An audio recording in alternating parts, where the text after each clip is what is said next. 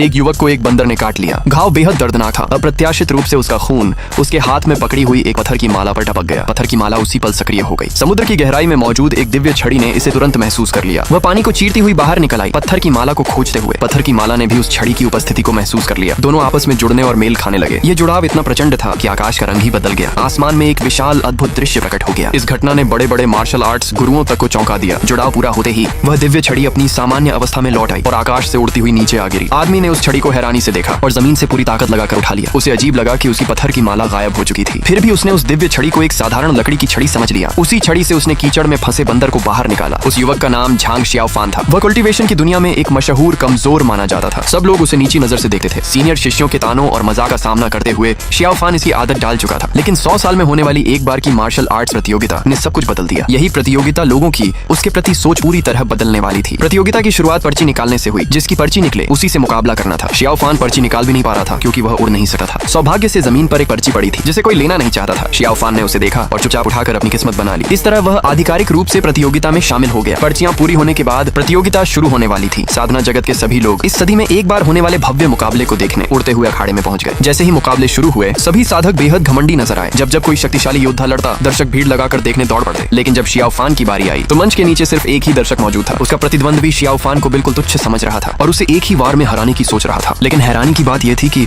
शियाओफान ने अभी कोई वार किया भी नहीं था कि उसका प्रतिद्वंद्वी अचानक जमीन पर गिर पड़ा। इसी तरह शियाओफान जीत गया। फिर भी किसी ने नहीं माना कि वह कुशल था। सबने इसे विरोधी की गलती समझा। अगले दिन शियाओफान फिर मुकाबले में उतरा। इस बार भी विरोधी ने उसे कमजोर समझा। दोनों के बीच जबरदस्त मुकाबला शुरू हुआ। शालीनता दिखाने के लिए विरोधी ने जानबूझकर अपनी पूरी ताकत नहीं लगाई। लेकिन धीरे धीरे उसे कुछ अजीब महसूस होने लगा। पूरा जोर लगाने के बावजूद वह शियाओफान को हरा नहीं पा रहा था, बल्कि शियाओफान की दिव्य छड़ी के सामने वह खुद दबता चला गया। यह दृश्य देखकर सब लोग अविश्वास में पड़ गए। इतना शक्तिशाली होने के बावजूद गुरु ने शियाओफान की प्रशंसा नहीं की, बल्कि उस पर चोरी छिपे साधना करने का आरोप लगाकर कठोर शब्दों में डांटा। गुरु की फटकार से शियाओफान का दिल टूट गया। गुस्से और दुख में उसने दिव्य छड़ी को जोर से उठाया और सीधे पहाड़ी की खाई में फेंक दिया।